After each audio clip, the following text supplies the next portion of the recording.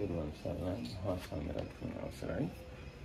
අපි දුක්ඛ සත්‍ය සතිපට්ඨාන සූත්‍රයේ ධම්මානුපස්සනාවේ චතුරාර්ය සත්‍ය කොටසේ දුක්ඛ සත්‍ය පිළිබඳව තමයි සාකච්ඡා කළේ.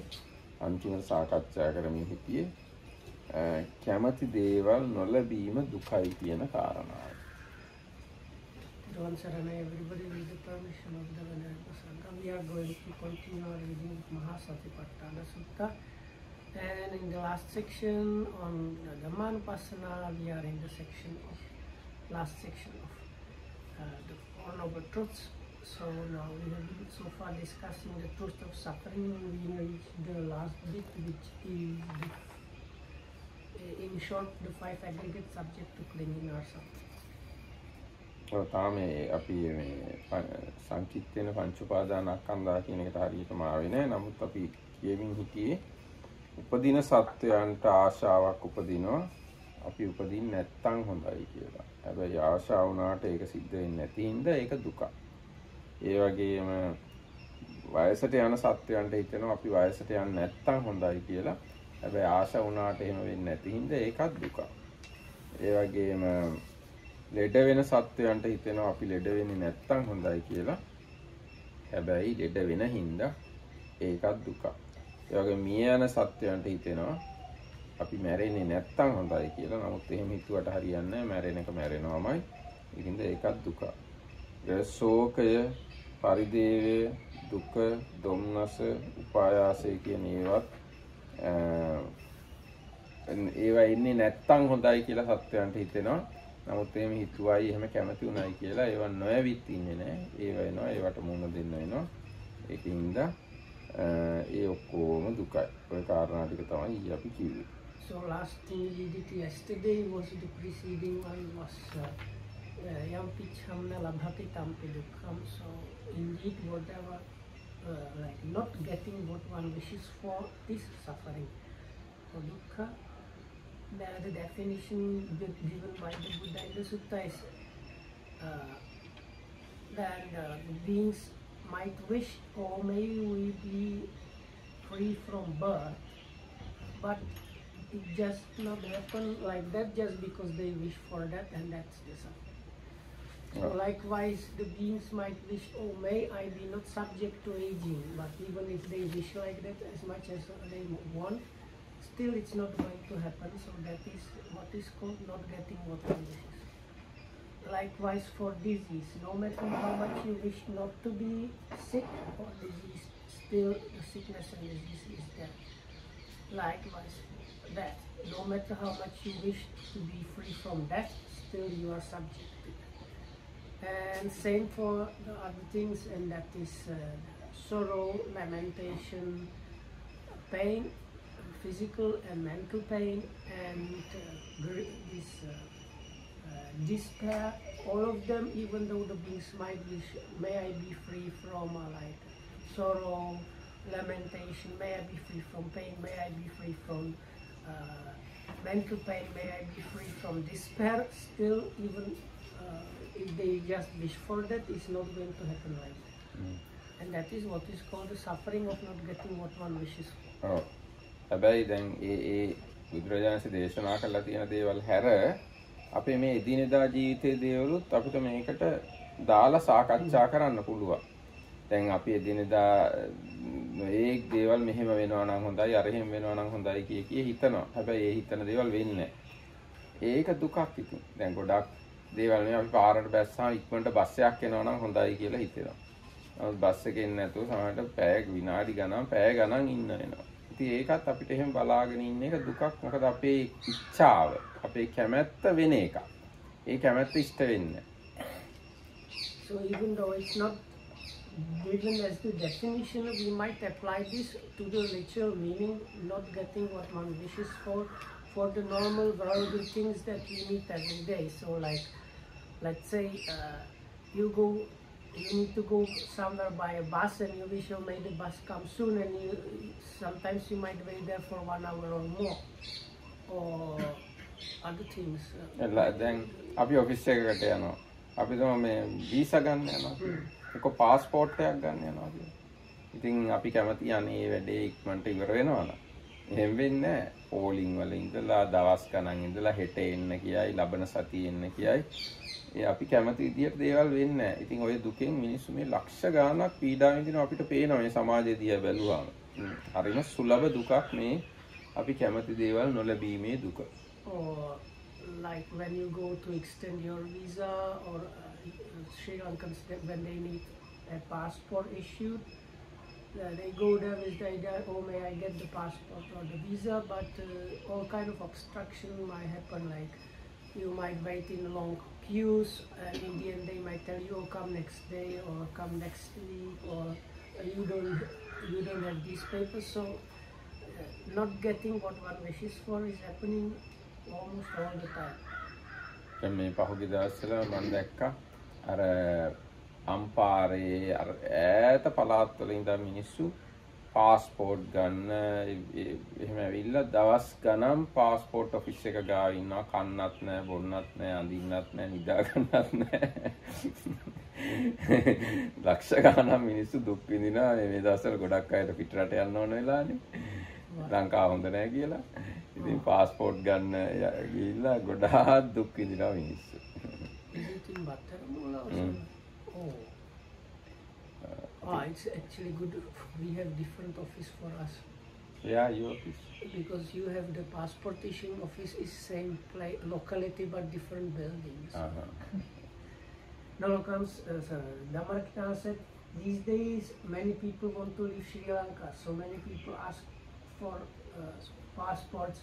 Because of that, there are thousands of people queuing there, like just hanging around the passport office and without proper food, water, and any kind of things. No, there is a food and nice shops, but it's expensive.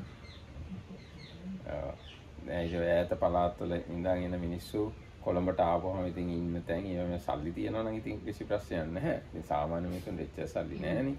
ඉතින් සාමාන්‍ය මිනිස්සු ගොඩාක් දුක් විඳිනවා. That's the problem. Most of these people are not the rich people that can afford to rent a hotel or a room nearby and just wait it out. They are very often people from distant regions that don't have money, so they stay there with great difficulty and they just wish to get the passport and still they are not.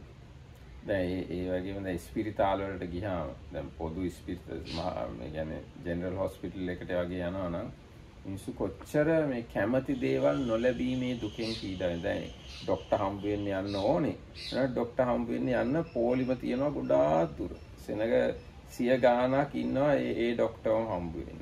ඉතින් ඊට පස්සේ අර number ගන්න ඕනේ doctor හම්බුනාට පස්සේ ඊට පස්සේ බෙහෙත් ගන්න තැන තියෙන ෆාමසි එක එතනට තව දිග පොලිමක් ඉන්නවා. ඉතින් ඔය රණ්ඩුත් වෙන්න වෙනවා. පොලිම් පනිනවා. ලොකු කලබල රාශියකට මුහුණ දෙනවා මේ බෙහෙත් ටිකක් ගන්න ගියාම මේ සාමාන්‍ය මිනිස්සු. ඉතින් ඒ වගේ කැමති දේවල් නොලැබීමේ දුකෙන් විශාල වශයෙන් ලෝකෙ පිරීලා තියෙනවා. The same thing if you go to a general hospital, you need or you want to get to meet the doctor, but you are issued a number and you have to wait your turn, and once you have finally gotten the appointment, then you get issued medicines, so sometimes then you have to again queue for the medicines and so on. So in most daily situations, not getting what one wants is there. විශේෂයෙන් දැන් ලංකාව වගේ රටවල් වල ඉන්න මිනිස්සුන්ට මේවෙන් ගොඩාක් දුක් විඳින්න වෙනවා. සමහරට අර පොසත් රටවල් වල අපි දැන් US ඩොලර්ස් 50000ට වඩා ඒක පුද්ගල ආදායම් තියෙන රටවල් වල මිනිස්සුන්ට මේ වගේ ප්‍රශ්න නැහැ ඇත්තෙම. නමුත් අපේ වගේ රටවල් වලට ගොඩාක් මේ ප්‍රශ්න තියෙනවා. But in not so, I don't like to say, but what they call the not developed countries or not so developed countries like Sri Lanka, you face much more of these problems and sufferings than in the so-called developed countries. දැන් මේ ලෝකෙ දිහා අපි ජීවත් වෙන ලෝකෙ දිහා බැලුවාම ජනගහනය අතින් බැලුවොත් විශාල ප්‍රමාණයක් දුප්පත් මිනිස්සු. ටික දෙනයි පොසත් මිනිස්සු. ඉතින් පොසත් මිනිස්සුන්ට නම් නිකන් ටෙලිෆෝන් කෝල් එකක් දුන්න ගමන් එක්ක කාට හරි කිව්ව ගමන් ඒගොල්ලන්ගේ කැමති ඔක්කොම දේවල් ඉෂ්ට වෙනවා. හැබැයි සාමාන්‍ය දුප්පත් මිනිස්සු ගොඩක් මහන්සි වෙලා පෝසත් මේ පෝලිං වල ඉඳලා රණ්ඩු වෙලා එක්ක නොයෙක් උපක්‍රම කරලා පගාව ගහලා එහෙම තමයි තමන්ගේ වැඩ සිද්ධ කරගන්නේ.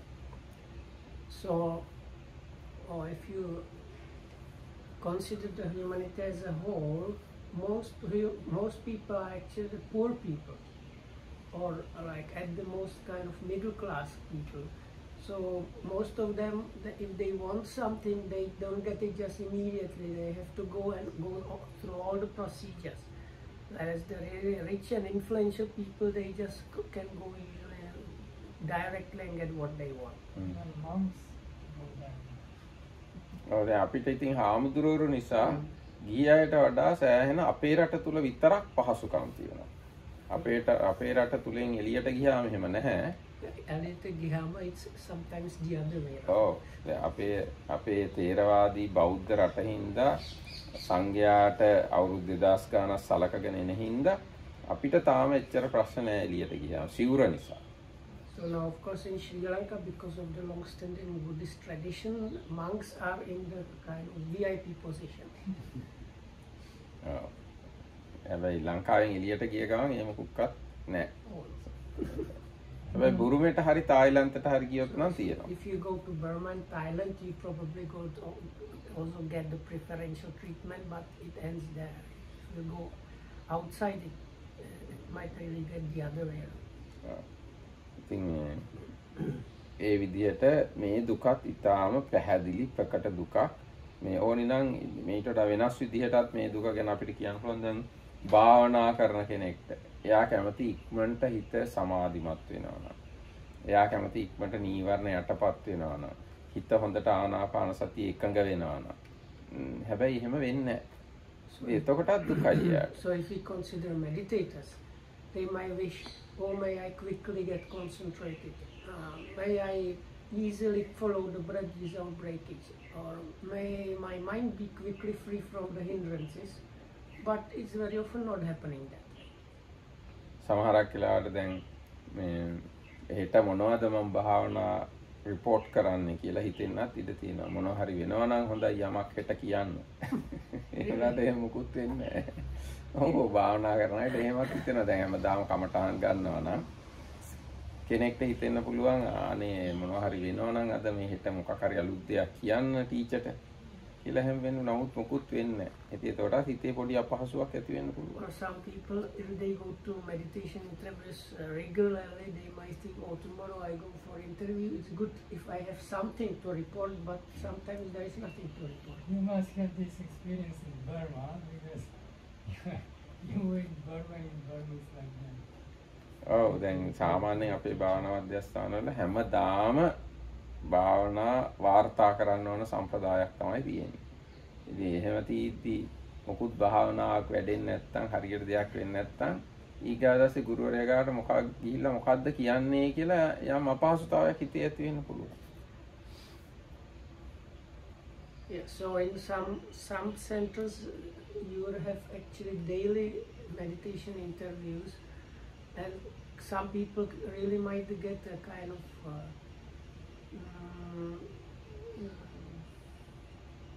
a little bit distressed because they don't have anything new to report. දැන් ඒ විදිහට අපේ ජීවිත තව විවිධ පැති වලින් හොයලා බැලුවොත් එහෙම වෙනවා. දැන් මොන හරි පාඩම් කරන්න වෙනවා. දැන් මේ හාමුදුරන්ට ගාථා පාඩම් කරන් තියෙනවා. එක එක පාඩම් කරන් තියෙනවා. නමුත් පාඩම් හිටින්නේ නැහැ. පාඩම් කරගන්නයි ආශාව තියෙන. පාඩම් වෙන එකයි ඕනකම. නමුත් පාඩම් හිටින්නේ නැහැ. ඊට පස්සේ මේ ව්‍යාකරණ රෝමයේ දැන් උගන්වනවා ඒව තේරෙන්නේ. ඉතින් ඒ වෙලාවටත් අර Tamanට ඕන ඒව මතක හිටින්න ඒව පාඩම් හිටින්න තේරෙන්න. නමුත් ඒ ආශා කරන දේ ඉෂ්ට වෙන්නේ නැහැ. ඒකත් ඉතින් මේ කැමති දේ නොලැබීමේ දුක.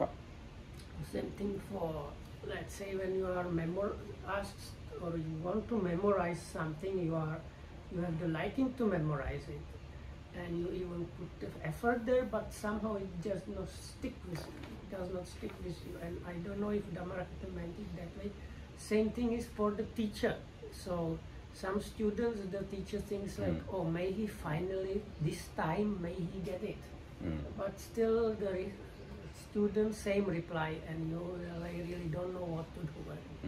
ඔව් දැන් ඒක ගුරුවරුන්ගේ පැත්තෙනුත් තියෙනවා.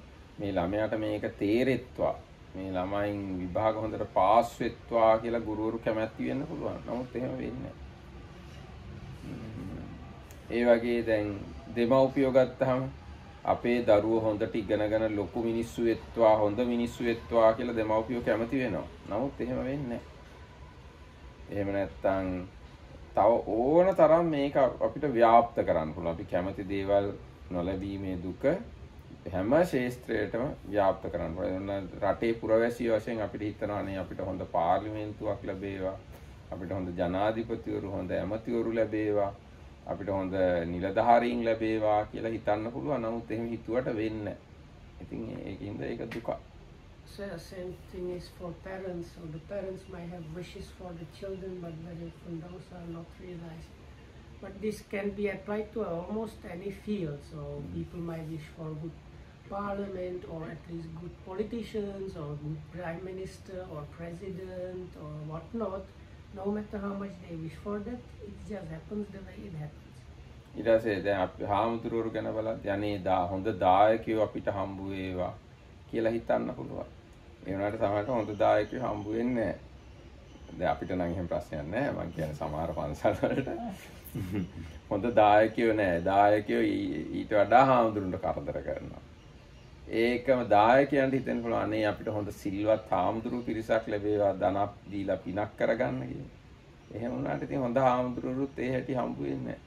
ඉතින් ඕන තැනක මේ කැමති දේවල් නොලැබීමේ දුක තියෙනවා. So that is really almost any field is not getting what one wishes for is suffering.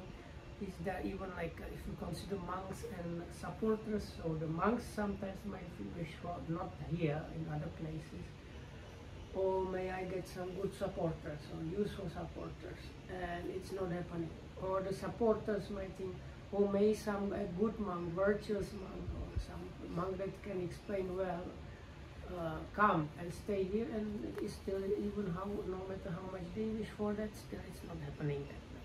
අන්න විදියට ඉතින් කල්පනා කරලා බලලා මේක තව මෙම කරගන්න. මොකද බුදුරජාණන් වහන්සේ දේශනා කළා තියෙනවා මහණෙනි සිතන්නා වූ ඔබලා මේ දුකයි කියලා හිතන්න කියලා. ඒ කියන්නේ දුක ගැන හිතන්න කියලා ඍජුවම ආරාධනා කළා තියෙනවා බුදුරජාණන් වහන්සේ.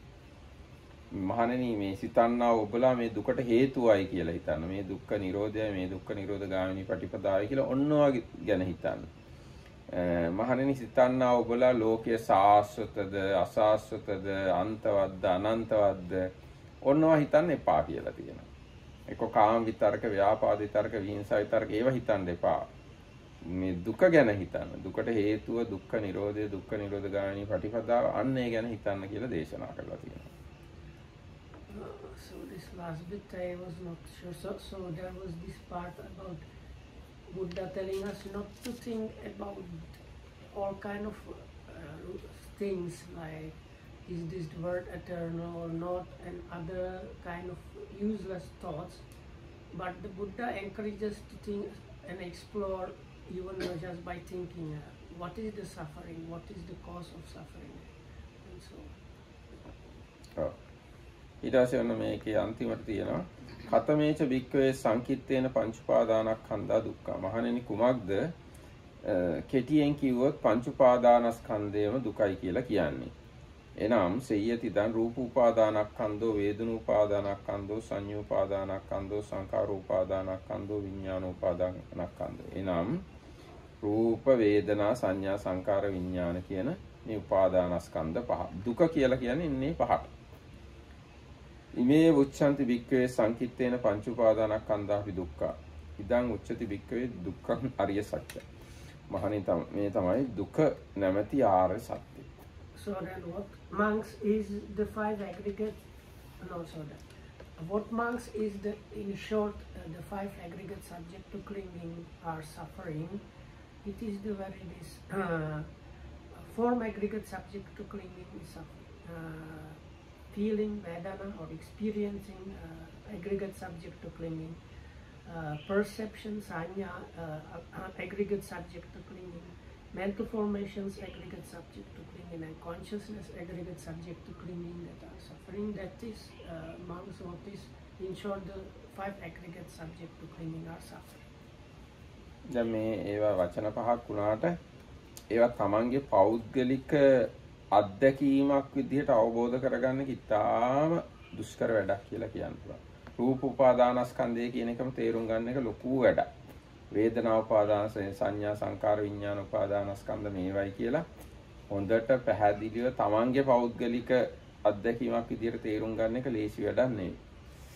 So this is, even though it's seemingly just 5 things, it's actually one getting the experiential thorough understanding of those is actually something extremely difficult. හැබැයි ඒවා අපෙන් පරිබාහිරව ඈත තියෙන දේවලුත් නෙමෙයි. මේ අපිම තමයි රූප වේදනා සංඥා සංකාර විඥාන කියලා කියන්නේ. අපි සහ මේ අපිට විශේෂ වෙන ලෝකයම තමයි රූප වේදනා සංඥා සංකාර විඥාන කියලා කියන්නේ. And it's about the one's own 5 aggregates. What is this in one's own experience? ඒ වුණාට රූප වේදනා වශයෙන් ඒවා පේන්නේ නැහැ අපිට. අපිට පේන්නේ මම, පුද්ගලයෝ, සත්වයෝ, ගස්වැල්, ගෙවල් දොරවල් අන්න එහෙම වෙනස් විදිහකට තමයි ඒවා අපිට පේන්නේ. But mostly we don't apprehend or understand or take things as this is the form aggregate, or this